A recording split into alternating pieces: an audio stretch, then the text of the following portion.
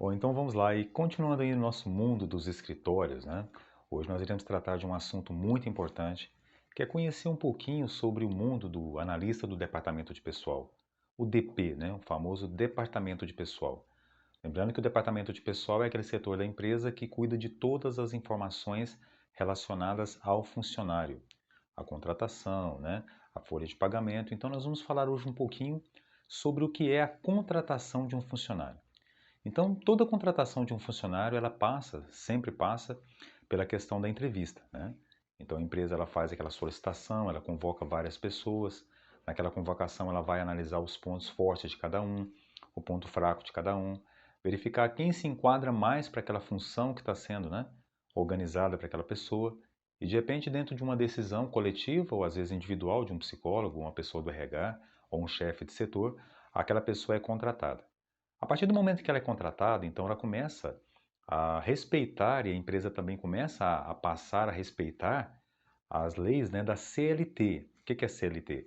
É um livro, né, como se fosse uma bíblia do departamento de pessoal, que significa Consolidação das Leis Trabalhistas, regendo então tudo o que vai acontecer com o funcionário a partir daquele momento. O funcionário começando a trabalhar na empresa, começando a gerar vínculo empregatício, faz com que então, né, a empresa dê um prazo de 24 horas para aquele funcionário organizar ali a sua carteira de trabalho, né, que seria o normal, e também, né, dando uma melhorada na iluminação aqui com a gente, né, 24 horas, e a empresa tem 48 horas para devolver toda a documentação do funcionário, sem errar, sem ter problemas, né? Então, qual que seria o primeiro passo? Seria então a lista de documentos.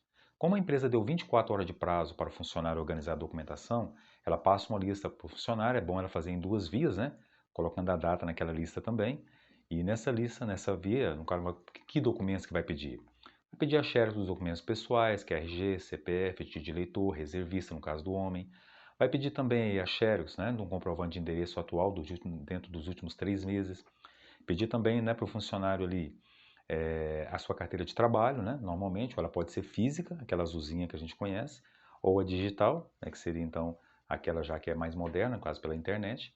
Vai pedir também, geralmente, alguma foto do funcionário. A maioria das empresas não está pedindo muita foto, porque o sistema já tira a foto na hora que o funcionário está contratando. Sistemas como Tron, Proteus, Alterdata, Domínio, eles fazem, né, que põe ali na webcam do computador e já tira aquela fotinha do funcionário.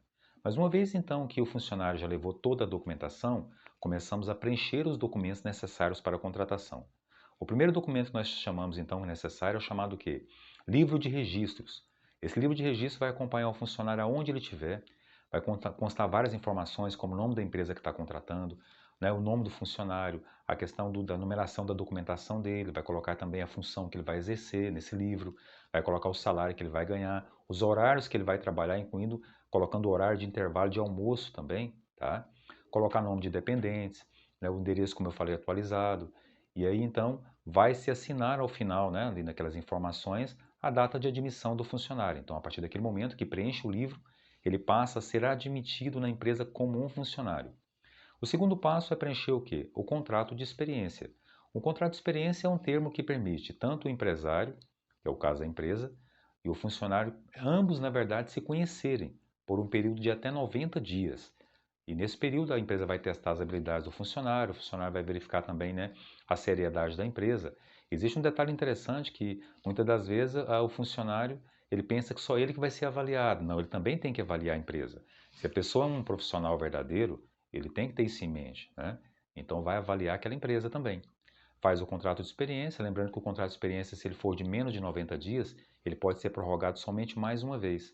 Então, começa o processo aí com esse contrato de experiência, tá?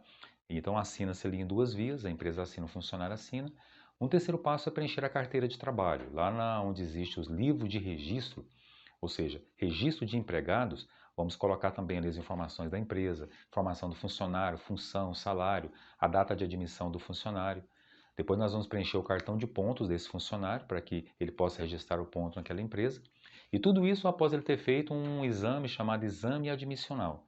Nesse exame admissional, então, ele vai dar condição para a empresa ter certeza que pode contratar ele em um determinado momento.